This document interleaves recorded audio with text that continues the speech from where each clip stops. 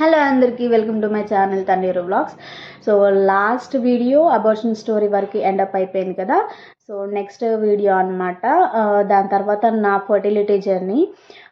అంతకంటే ముందు వీడియో నచ్చితే లైక్ చేయండి, షేర్ చేయండి, సబ్స్క్రైబ్ చేయండి. వీడియోలోకి వెళ్ళిపోతాం. యాక్చువల్గా అబార్షన్ అంటే 2 టైప్స్ ఉంటాయండి. ఐదర్ ట్యాబ్లెట్స్తోనైనా తీయించేసుకోవచ్చు, లేదా డిఎన్సీ అయినా చేయించుకోవచ్చు అనమాట. డిఎన్సీ ఎప్పుడు చేస్తారు, ట్యాబ్లెట్స్ ఎప్పుడు చేస్తారు అనేది మీకు క్లియర్గా ఎక్స్ప్లెయిన్ చేస్తాను. ట్యాబ్లెట్స్ ఎప్పుడంటే మనకి పిండం అనేది ట్యాబ్లెట్స్తోని పోతుంది అనేసి డాక్టర్స్కి తెలిస్తే ట్యాబ్లెట్స్తోనే తీసేస్తారు. కొంతమంది ఏంటంటే డిఎన్సీ చేస్తే ఒక పని అయిపోతుంది, ఇంక మళ్ళీ మళ్ళీ స్కాన్ చేయాల్సిన అవసరం లేదు అనేసి కొంతమంది ఉంటారనమాట. నేనేం చెప్తానంటే 3 మంత్స్ లోపు అయితే ట్యాబ్లెట్సే బెస్ట్ అండి. డిఎన్సీ చేసుకుంటే ఫ్యూచర్లో అయితే ప్రాబ్లమ్స్ అయితే వస్తాయి. మళ్ళీ ప్రెగ్నెన్సీ అందడానికి ప్రాబ్లమ్స్ అయితే వస్తాయి. నాకైతే అలానే ప్రాబ్లం అయింది. సో మళ్ళీ నేను ఎలా ఓవర్కమ్ అయ్యి మళ్ళీ ఎలా ప్రెగ్నెన్సీ తెచ్చుకోవడానికి ట్రై చేశాను అది కూడా నేను నెక్స్ట్ వీడియోలో మీకు చెప్తూ ఉంటానన్నమాట. కంప్లీట్ వీడియో నేను మీకు పోస్ట్ చేస్తూనే ఉంటాను నా ఫర్టిలిటీ జర్నీని. సో 3 మంత్స్ లోపు ట్యాబ్లెట్స్ వాడితే ట్యాబ్లెట్స్ ద్వారా పోతుంది. డిఎన్సీ ఏంటంటే డిఎన్సీ ప్రొసీజర్ ఎలా అంటే నాకు డిఎన్సీఏ చేశారనమాట. టూల్స్ పెట్టి యూట్రస్ని మొత్తం క్లీన్ చేస్తారు. దీనివల్ల ప్రాబ్లం ఏంటంటే టూల్స్ పెట్టడం వల్ల ఎండ్రోమెట్రిక్ థిక్నెస్ ఉంటుంది కదా. సో అది మనకి తగ్గిపోతుంది అనమాట. అంటే ఇప్పుడు మనకి బేబీని మోసేది ఆ ఈటీఏ కదండి. ఆ ఈటీ కొంచెం స్ట్రాంగ్గా ఉంటే మనకి బేబీని మోయడానికి కొంచెం గర్భసంచి అంటారు కదా, దాని థిక్నెస్ 8 mm అనేది మనకి పెరగదనమాట. ప్రెగ్నెన్సీలో మెయిన్గా ఓవరీస్ అండ్ ఈ ఈటీ అనేది చాలా మెయిన్ రోల్ తీసుకుంటాయండి. ఎందుకంటే ఓవరీస్ అనేది ఎగ్స్ మనకి రిలీజ్ అవుతుంది. ఓవరీస్ నుంచి ఎగ్స్ రిలీజ్ అవుతుంది. కానీ ఈ ఈటీ ఏంటంటే మంచిగా బిడ్డ అంటే పిండం ఏర్పడిన తర్వాత దానికి బెడ్ లాంటిది అనమాట. బేబీకి అనేది బెడ్ లాంటిది కొంచెం మెత్తగా ఉంటేనే కదండి అతుక్కొని మనకి ప్లసెంటా ఫామ్ అయ్యేది. సో ఆ డిఎన్సీ అనేది మనం చేయించుకోకూడదు. అది మనకి డాక్టర్స్ సజెస్ట్ చేస్తారు, కానీ కొంతమంది నాలెడ్జ్ ఉన్న వాళ్ళు అడుగుతారు, కొంతమంది నాలెడ్జ్ లేని వాళ్ళు నాలాగా చేయించేసుకుంటారనమాట. ట్యాబ్లెట్స్ పెడితే ఏంటంటే రిపీటెడ్గా స్కాన్స్ చేసుకుంటూ ఉండాలి. అంటే ఏమన్నా చిన్న చిన్న పీసెస్ ఏమన్నా లెఫ్ట్ అవుట్ ఉన్నాయా లేదా అనేది రిపీటెడ్గా స్కాన్స్ చేసుకుంటూ ఉండాలి. డిఎన్సీకి అట్లా అవసరం లేదు. ఎందుకంటే వాళ్ళు మొత్తం కాటన్ వేసి టూల్స్ వేసి మొత్తం గీకేస్తారనమాట. పిండాన్ని అనే దాన్ని మొత్తం వాళ్ళు క్లీన్ చేసేస్తారు. మన గర్భసంచిలో ఏర్పడిన పిండాన్ని వాళ్ళు టూల్స్తోని మొత్తం తీసేస్తారనమాట. దానికి మనకి ఇంకా స్కాన్స్ అనేది అవసరం లేదు. నాకు ఎలాంటి స్కాన్స్ మన వెజైనా అనే దాన్ని టూల్స్తోని కొంచెం ఎలాంగేట్ చేసి మరి టూల్స్ పెట్టి మొత్తం క్లీన్ చేసేస్తారనమాట. ఇప్పుడు ఇంత సైజులో ఉన్న వెజైనాని కొంచెం ఎలాంగేట్ చేసి టూల్స్ పెట్టి మొత్తం క్లీన్ చేస్తూ ఉంటారు. దానివల్ల మనకి ఇంకా ఎలాంటి లెఫ్ట్ అవుట్ పీసెస్ అనేవి ఏమి ఉండవు అనమాట స్టమక్లో. దానికి అదొక బెనిఫిట్. అది బెనిఫిట్ అని చెప్పాలి. ఎప్పుడు ముందు కానీ 2-3 పిల్లలు ఉన్నప్పుడు, లేదా వాళ్ళకి అసలు పిల్లలే వద్దు అని అనుకుంటున్నప్పుడు, ఆ ఎండోమెట్రిక్ థిక్నెస్ని తగ్గించుకోవాలనుకుంటున్నప్పుడు, మళ్ళీ నెక్స్ట్ ప్రెగ్నెన్సీకి అయితే ఈటీ అనేది చాలా మంచి క్రూషియల్ రోల్ ప్లే చేస్తుందండి. ఈటీ అనేది మనము మళ్ళీ ఫుడ్స్ ద్వారానే పెంచుకోగలము. ట్యాబ్లెట్స్ అనేవి ఏమి ఉండవు అనమాట. సో నేనైతే ఒకటే సజెస్ట్ చేస్తాను, డిఎన్సీకి అయితే వెళ్ళొద్దండి 3 మంత్స్ లోపు. ఎవరికైతే అబార్షన్ అని సజెస్ట్ చేస్తారో వాళ్ళకైతే డిఎన్సీ అనేది వెళ్ళమాకండి. ట్యాబ్లెట్స్తోని అయిపోతే ట్యాబ్లెట్స్తోనే క్లీన్ చేసేసుకోండి అబార్షన్. డిఎన్సీ జోలికి మాత్రం వెళ్ళొద్దండి. ఎందుకు చెప్తున్నాను, నేను ఫేస్ చేశాను కాబట్టి మీకు చెప్తున్నాను. నాలాగా ఎవరు ఫేస్ చేయకూడదు. ఈ ఈటీ ప్రాబ్లం అనేది చాలా కొంచెం నాకైతే కొన్ని నెలలు పట్టింది మళ్ళీ ప్రెగ్నెన్సీ అందడానికి. సో ఈ డిఎన్సీ ప్రొసీజర్ అనేది కొంచెం టూల్స్తో చేస్తారు కాబట్టి ఆ పొరను అనేది మొత్తం టూల్స్తోని గీకేస్తారు. సో నెక్స్ట్ ప్రెగ్నెన్సీ అందడానికి కొంచెం టైం పడుతుంది. అందుకు డిఎన్సీ జోలికి వెళ్ళమాకండి. ట్యాబ్లెట్సే బెటర్ అనమాట అబార్షన్కి 3 మంత్స్ లోపు. 3 మంత్స్ తర్వాత అయితే డిఎన్సీ ప్రాసెస్ చేస్తారేమో, అది నాకు తెలియదు. నేనైతే 3 మంత్స్ లోపు ఉన్న వాళ్ళకి అయితే, అంటే అబార్షన్ చేయించేసుకోవాలి అన్న వాళ్ళకైతే ట్యాబ్లెట్స్తోనే తీయించేసుకోండి అని చెప్తాను. నెక్స్ట్ నేనైతే ఈ 5 డేస్ రివ్యూకి వెళ్ళని 5 డేస్ తర్వాత రివ్యూకి వెళ్ళానని చెప్పాను కదండి. సో అప్పుడైతే మళ్ళీ నాకు ట్యాబ్లెట్స్ ఇచ్చి 3 మంత్స్ వరకు కలవద్దని చెప్పారనమాట. 3 మంత్స్ వరకు ఎలాంటి ఫర్టిలిటీకి అంటే బేబీస్కి ట్రై నాకు 14th అక్టోబర్ అబార్షన్ అయింది.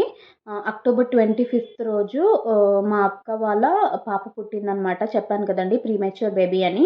అక్టోబర్ 25th రోజు మా అన్విక తల్లి పుట్టిందనమాట. సో నెక్స్ట్ వీకే తన బర్త్డే. ఈ ప్రీమెచ్యూర్ బేబీ గురించి కూడా నేను మీకు వీడియో పోస్ట్ చేస్తానన్నమాట. తను ఎంత హెల్తీగా ఉంది, ఎలా ఉంటుంది ఇప్పుడు అనేసి మీకు తన స్టోరీ కూడా మీకు చెప్తాను. అక్టోబర్ 14th అయింది. అండ్ నెక్స్ట్ ఈ 10 డేస్ గ్యాప్లోనే అన్విక తల్లి పుట్టేసరికి నేను కొంచెం డైవర్ట్ అయ్యాను అనమాట. సో నేను అమ్మ దగ్గర డిసెంబర్ 15th వరకు ఉన్నాను. ఈ 1.5 month అయితే అన్విక తల్లితో చాలా స్పెండ్ చేశాను అనమాట. నాకు కొంచెం మైండ్ రిలీఫ్ అనిపించింది. నేను కొంచెం డైవర్ట్ అవ్వడానికి అబార్షన్ నుండి ఆ దేవుడు అన్విక తల్లిని పంపించాడు అనేసి నేను అనుకుంటున్నాను. నేను అలా ఫీల్ అవుతున్నాను అనమాట. ఈ 5 డేస్ రివ్యూ తర్వాత మళ్ళీ పీరియడ్స్ వచ్చాక ఒకసారి రమ్మని చెప్పారు. నా ఫస్ట్ పీరియడ్స్ వచ్చాక రమ్మని చెప్పారనమాట అబార్షన్ తర్వాత. సో అబార్షన్ తర్వాత నాకు ఫస్ట్ పీరియడ్స్ వెంటనే 28 డేస్కి అబార్షన్ ముందు నాకు ఎప్పుడైతే ప్రెగ్నెన్సీ కన్ఫర్మ్ అవ్వకముందు 28 డేస్ సైకిల్ ఎలా ఉంటుందో నాకు అలానే సేమ్ అబార్షన్ అయిన తర్వాత కూడా 28 డేస్కి నాకు ఫస్ట్ పీరియడ్స్ వచ్చాయన్నమాట. సీరియస్గా చెప్తున్నానండి. ఫస్ట్ పీరియడ్స్ నాకు ఒక నరకం. నేను మెచ్యూర్ అయినప్పుడు కూడా నాకు అంత బ్లీడింగ్ అవ్వలేదు. అబార్షన్ తర్వాత ఫస్ట్ పీరియడ్స్ నరకం అండి. Stomach pain, back pain, heavy bleeding. నేను ఎప్పుడు చూడనంత బ్లీడింగ్ అప్పుడే చూసాను అనమాట నా పీరియడ్స్. యూజువల్గా నాకు 3 డేసే అవుతుంది నా పీరియడ్స్. కానీ అబార్షన్ తర్వాత ఫస్ట్ పీరియడ్ అయితే నాకు 5 to 6 days అయ్యాయి అన్నమాట. సో రెగ్యులర్గా ఇంకా నాకు పీరియడ్స్ రావడం స్టార్ట్ అయిపోయాయి. 1 monthకి ఒకసారి 1 monthకి ఒకసారి రెగ్యులర్గా అయిపోయాయి. పీరియడ్స్ అయితే ఇంకా రెగ్యులర్ అయిపోయాయి అనమాట. 1 monthకి ఒకసారి 1 monthకి ఒకసారి వస్తుంది. సో ఇంకా 3rd monthలో అందుద్దేమో అనేసి నేను ఇంకా 2 periods అమ్మ వాళ్ళ ఇంట్లోనే అయిపోయాక 3rd పీరియడ్కి ఒకసారి శశికళ మ్యామ్ని కలిసి వెళ్దాము అనేసి ఇంకా 3rd పీరియడ్ 8th December రోజు వచ్చిందనమాట. 8th December రోజు వస్తే నాకు మేడం అపాయింట్మెంట్ 3rd డే దొరికింది. 10th December రోజు నాకు మేడం అపాయింట్మెంట్ దొరికిందనమాట. సో 10th December రోజు మేడంని కలిసి ఒకసారి వెళ్దాము అనేసి పీరియడ్స్లోనే నేను హాస్పిటల్కి వెళ్ళడం జరిగింది. మేబీ మళ్ళీ ఏమైనా ట్యాబ్లెట్స్ ఇస్తారేమో ఫర్టిలిటీకి అని. సో హోప్ పెట్టుకొని వెళ్ళాను. అసలు ఏం జరిగిందో నెక్స్ట్ వీడియో రిపోర్ట్స్ చూసించుకుంటూ మీకు చెప్తాను. సో ఇక్కడ చెప్పాను కదండి, ఇంకా లాస్ట్ మంత్ పీరియడ్ నాకు 8th December వచ్చిందనమాట. సో నేను విజిట్ డేట్ నేను మేడం నాకు అపాయింట్మెంట్ దొరికేసరికి నాకు 3rd డే దొరికిందనమాట. 10th December రోజు శశికళ మ్యామ్ని ఒకసారి కలిసేసి వెళ్దామనేసి 3rd డే రోజు వెళ్ళాము. చూడండి నాకు మేడం వెళ్ళంగానే డిఎన్సీ ఎందుకు చేసుకున్నామని కొంచెం క్లాస్ తీసుకున్నారనమాట. డిఎన్సీ చేసుకోకూడదని చెప్పాను కదండి మీకు ప్రీవియస్గా. సో మేడం అయితే డిఎన్సీ చేయించుకున్నానంటే కొంచెం తిప్పిందనమాట. డిఎన్సీ చేయించుకోకూడదు, ఈ థిక్నెస్ తగ్గిపోతుంది, టూల్స్ వేసి తీస్తారు, కొంచెం నెక్స్ట్ ప్రెగ్నెన్సీకి ఇబ్బంది అవుతుంది అనేసి మేడమే చెప్పారనమాట. సో అందుకే డిఎన్సీ చేయించుకోవద్దు అనేసి మీకు చెప్తున్నాను. యాక్చువల్లీ మేడమే నాకు సజెస్ట్ చేశారనమాట, ట్యాబ్లెట్స్తోని పోతుంది, డిఎన్సీ ఏం చేయించుకోవద్దు అనేసి. నాకు ముందే చెప్పినా కూడా మళ్ళీ అబార్షన్ కోసం నేను ఫర్నాండిస్ దాకా ఎందుకు వెళ్ళాలి అనేసి నేను దగ్గరలో ఉన్న హాస్పిటల్లో అబార్షన్ చేయించుకున్నాను అనమాట. సో అబార్షన్ ఎలా అయిందంటే డిఎన్సీ ద్వారా అయింది. సో ఇక్కడ మెన్షన్ చేశారు చూడండి, failed early pregnancy underwent DNC for the same at private hospital at open, అంటే అనిత హాస్పిటల్లో డిఎన్సీ చేయించుకున్నాను అనేసి మెన్షన్ చేశారు. వాళ్ళ హాస్పిటల్లో జరగలేదు అనేసి ఖచ్చితంగా మెన్షన్ చేస్తారనమాట. సో మేడం కొంచెం సీరియస్ అయ్యాక మళ్ళీ మీరే ఎలాగైనా ప్రెగ్నెన్సీ అందేలా చూడండి మేడం అని కొంచెం రిక్వెస్ట్ చేశాను. సో మేడం అయితే నాకు ఇలా అడ్వైస్ చేశారనమాట. మేడం నాకు ఏం అడ్వైజ్ చేశారంటే ఫోలిక్ యాసిడ్ తీసుకుంటూనే న్యాచురల్గా 3 మంత్స్ ట్రై చేయమని చెప్పారు. ఒకవేళ ఈ 3 మంత్స్లో కూడా అందకపోతే నెక్స్ట్ 3 మంత్స్ తర్వాత ఓఐకి అంటే ఓవ్యులేషన్ ఇండక్షన్కి మళ్ళీ ట్రై చేద్దాము అనేసి రివ్యూ 3 మంత్స్ తర్వాత రమ్మని చెప్పారనమాట. సో నాకైతే ఈ 3 మంత్స్ ఫర్టిలిటీ ట్యాబ్లెట్స్ అనేది ఏమి ఇవ్వలేదన్నమాట. 3 మంత్స్ న్యాచురల్గా ట్రై చేయమని చెప్పారు.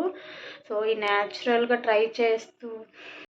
ఈ న్యాచురల్గా ట్రై చేస్తున్నప్పుడు మాకు ప్రెగ్నెన్సీ అందిందా లేదా అనేసి నేను నెక్స్ట్ వీడియోలో మీకు అప్డేట్ ఇస్తాను.